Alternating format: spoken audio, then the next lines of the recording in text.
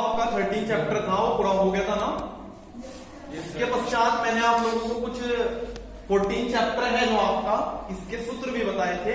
Chapter number 14 का क्या नाम है हमारा? सांख्यिकी। ठीक है, तो इस सांख्यिकी में कुछ आपने 9th क्लास में पढ़ रखा है इससे रिलेटेड। जैसे वहां आपने समांतर माध्य के विषय में पढ़ा था, माध्यिका के विषय में पढ़ा था, बहुलक के विषय में पढ़ा था। तो यहां भी आपका जो चैप्टर नंबर 14 है सांख्यिकी, इसमें आप इन तीनों के बारे में ही पढ़ेंगे, बहुलक, समांतर माध्य और माध्यिका।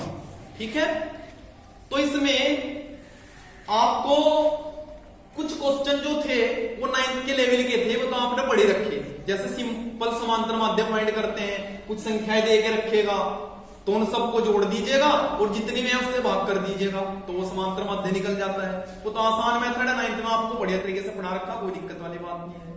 ठीक है, लेकिन यहाँ जो क्वेश्चन आपका आएगा और जो आपको सीखना है वो ये है, जब आपको क्वेश्चन वर्ग अंतराल के रूप में देके रखेगा।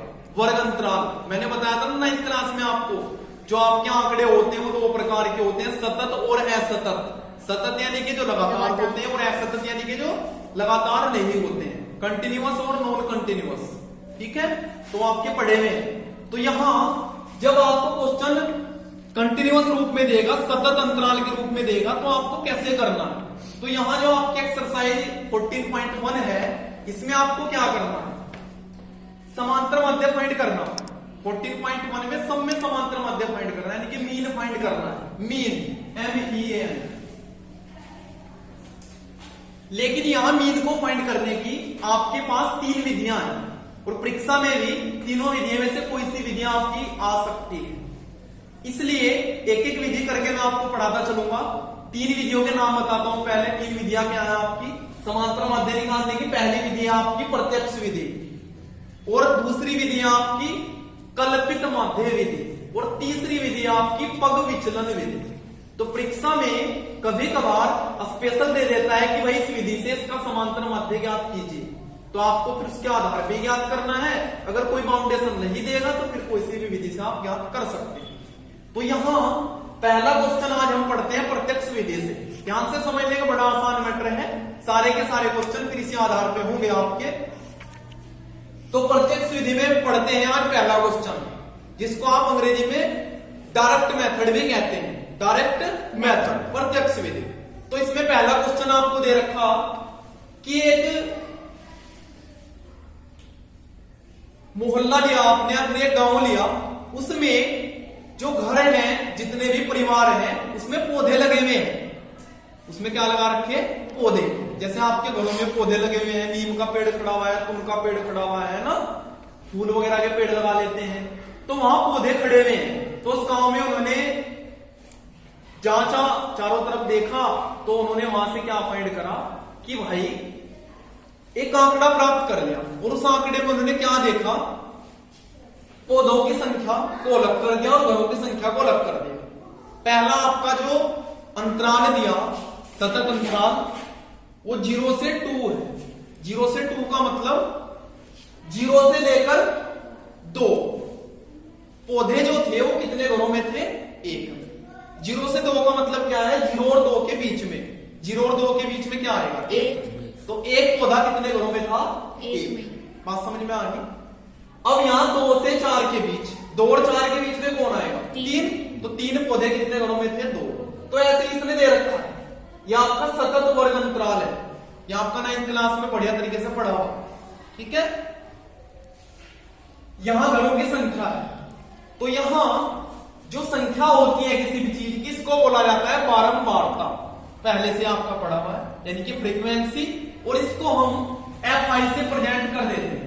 FI से प्रेजेंट कर देते फ्रीक्वेंसी, बारंबारता। बारंबारता मतलब कितनी बार वो आया।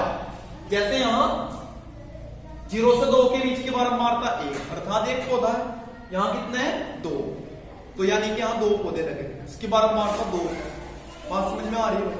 चलिए, तो अपना क्वेश्चन स्टार्ट करते हैं प्रत्यक्ष विधि से। कैसे आपको ज्ञात करना है? बड़ा आसान मेथड है। क्वेश्चन आपको पता लगेगा क्या दे रखा। सबसे पहला पॉइंट, तीनों विधियों में यही करेंगे हम। यहां निकालेंगे आप मध्यमान, मध्यमान। दूसरा नाम इसका वर्ग चिन्ह भी होता है, वर्ग चिन्ह, और इसको प्रेजेंट करते हैं एक्स आई से, एक्स आई। कैसे निकालेंगे? मध्यमान का मतलब मिड वैल्यू, बड़ा आसान है निकालना, मेथड समझ लेंगे। ये आपको मैंने बताया रखा पहले से ही, जो वर्ग अंतराल होता है इसे बोलते हैं लोअर लिमिट यानी कि निम्न सीमा, और ये वर्ग अंतराल की होती है अपर लिमिट यानी कि उच्च सीमा। बात समझ में आ गई ना? ये 9th में सारी चीज पढ़ा रखी है आप लोगों को। ये लोअर लिमिट होती है और ये आपकी अपर लिमिट। तो मध्यमान कैसे निकालना है? लोअर लिमिट और अपर लिमिट दोनों को जोड़ दीजिएगा और उसका आधा कर दीजिएगा। मध्यमान ऐसे ही तो निकाला जाता है, तो दोनों को जोड़ेंगे, 2 और 0 2, और 2 का आधा करेंगे तो कितना आ जाएगा? 1। बात समझ में आ गई भाई? 0 + 2 अपॉन 2, तो कितना बचेगा? 2 अपॉन 2 या ना के 1। तो क्वेश्चन का पहला पॉइंट समझ में आ गया सबकी, क्या करना है। इसी प्रकार इसका भी निकालना है, 4 और 2 6, 6 का आधा करेंगे। देखो अब ये निकालने की आवश्यकता नहीं है, ये देख लो इनके बीच का अंतराल कितना है, कितना अंतर है इनके बीच में? 2 का। भाई प्रत्येक के बीच में 2 का अंतर है ना, तो यहां 2 जोड़ते चले जाइएगा। 3 के बाद कितना है? 5, फिर 9 11 फिर 13 और फिर आपका। भाई समझ में आ गया सबको? चेक करना चाहो कर लो, अपना आंसर वेरीफाई करना है। 14 और 12 कितना हो जाएगा? 26, 26 का आधा कैसे ही कर दीजिए। पहला पॉइंट सभी को समझ में आ गया। क्या ज्ञात करना हमें? मध्यमान, वर्ग चिन्ह। क्लियर हुआ पॉइंट? अब यहां इसके पश्चात हमें क्या ज्ञात करना है? प्रत्यक्ष विधि में F I x I find कर लीजिए।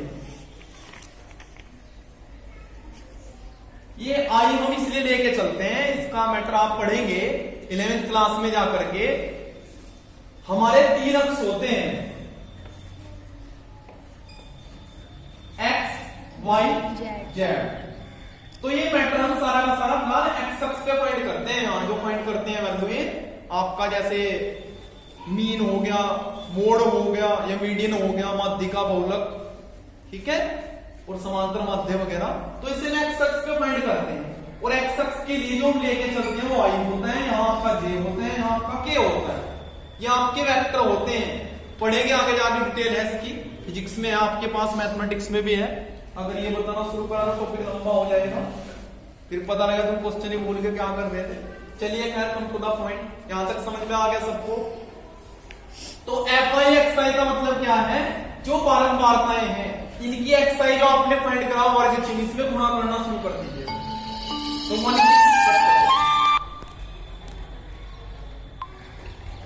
1 की 1 में गुणा करेंगे कितना आ जाएगा भाई?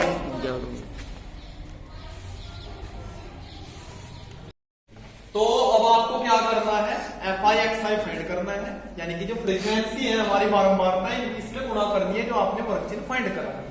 तो कर देंगे सामने के सामने गुणा, एक ही करें एक ही हो भाई, कोई से को डाउट तो नहीं। 3 दूनी 6, अरे वाह कक्षा 2 में आ गए तुम। 5 एकड़ 5, और 7 पंजे 32, और 9 छक्की 54, पक्का 11 दूनी 22, और 3 तरह 39। अच्छा बढ़िया बात,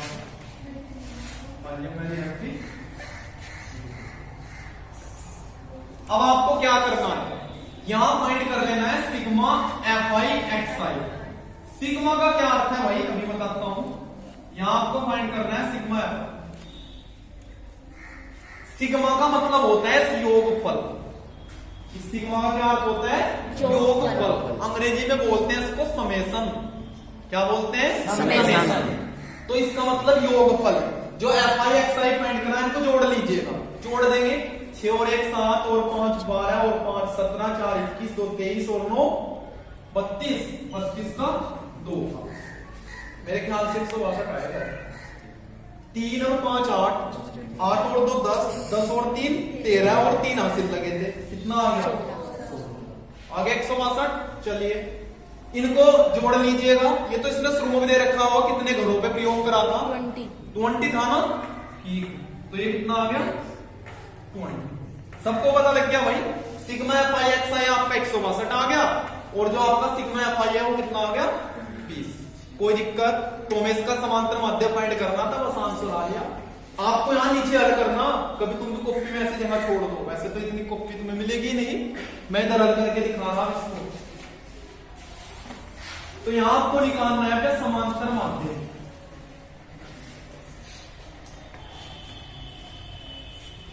मीन एक्स बार से इसको प्रेजेंट करा जाता है, तो इसका सूत्र होता है सिग्मा एफ आई एक्स आई और अपॉन सिग्मा एफ आई।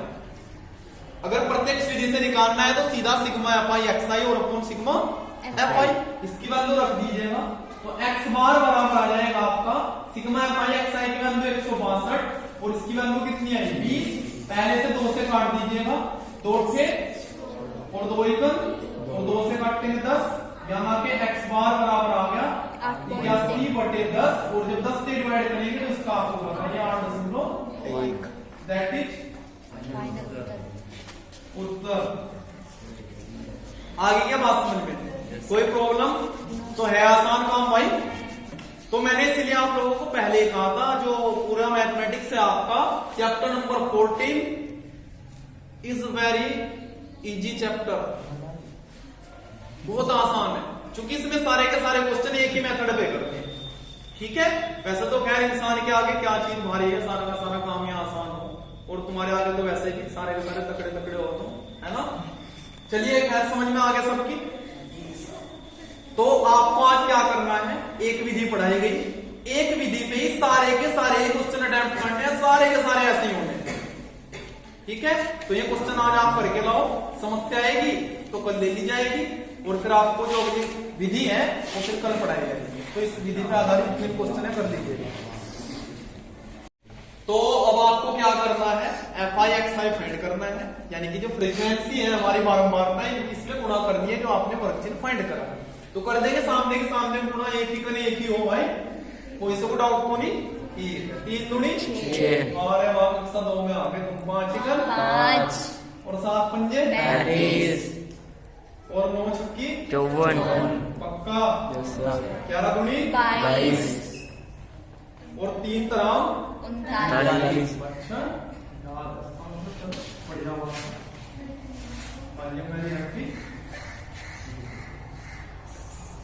अब आपको क्या करना है, यहां फाइंड कर लेना है sigma F I x I. Sigma का क्या अर्थ है भाई, अभी बताता हूं। यहां आपको फाइंड करना है सिग्मा एफ। सिग्मा का मतलब होता है योगफल। सिग्मा का क्या अर्थ होता है, योगफल। अंग्रेजी में बोलते हैं इसको समेशन। क्या बोलते हैं, समेशन। तो इसका मतलब योगफल। जो F I x I find करना है इनको जोड़ लीजिएगा, जोड़ देंगे 6 और 1 7 और 5 12 और 5 17 4 21 2 23 और 9 32 32 का 2, मेरे ख्याल से 162 आएगा। 3 और 5 8 8 और 2 10 10 और 3 13 और 3 हासिल लगे थे, कितना आ गया आगे 162। चलिए इनको जोड़ लीजिएगा। ये तो इसने शुरू में दे रखा हुआ कितने घरों पे प्रयोग करा था, 20 था ना। ठीक, तो ये कितना आ गया 20। सबको पता लग गया भाई, सिग्मा एफ आई एक्स आई आपका 162 आ गया, और जो आपका सिग्मा एफ आई है वो कितना आ गया 20। कोई दिक्कत? तो हमें इसका समांतर माध्य फाइंड करना था, बस आंसर आ गया। आपको यहाँ नीचे हल करना, कभी तुम भी कॉपी में ऐसे जगह छोड़ दो, वैसे तो इतनी कॉपी तुम्हें मिलेगी नहीं, मैं इधर हल करके दिखा रहा हूं इसको। तो यहां आपको निकालना है क्या समांतर माध्य।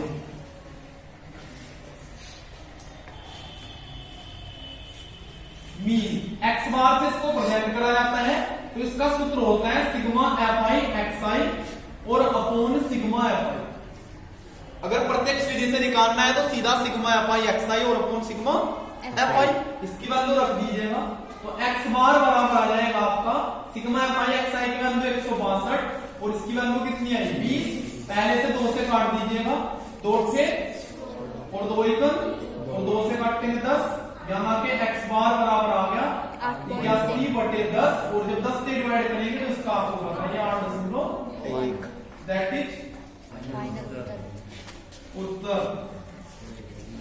आगे क्या बात समझ में? कोई प्रॉब्लम? तो है आसान काम भाई। तो मैंने इसलिए आप लोगों को पहले ही कहा था, जो पूरा मैथमेटिक्स है आपका chapter number 14 is very easy chapter, बहुत आसान है, क्योंकि इसमें सारे के सारे क्वेश्चन एक ही मेथड पे करते हैं। ठीक है, वैसे तो खैर इंसान के आगे क्या चीज भारी है, सारा का सारा काम यहाँ आसान हो, और तुम्हारे आगे तो वैसे भी सारे के सारे तकड़े तकड़े हो तुम, है ना। चलिए खैर समझ में आ गया सबकी। तो आपको आज क्या करना है, एक विधि पढ़ाई गई, एक विधि पे ही सारे के सारे क्वेश्चन अटेम्प्ट करने हैं, सारे के सारे ऐसे ही होंगे। ठीक है, तो ये क्वेश्चन आज आप करके लाओ, समस्या आएगी तो कल ले ली जाएगी, और फिर आपको जो अगली विधि है वो फिर कल पढ़ाई जाएगी। तो इस विधि पर आधारित क्वेश्चन है, कर लीजिएगा।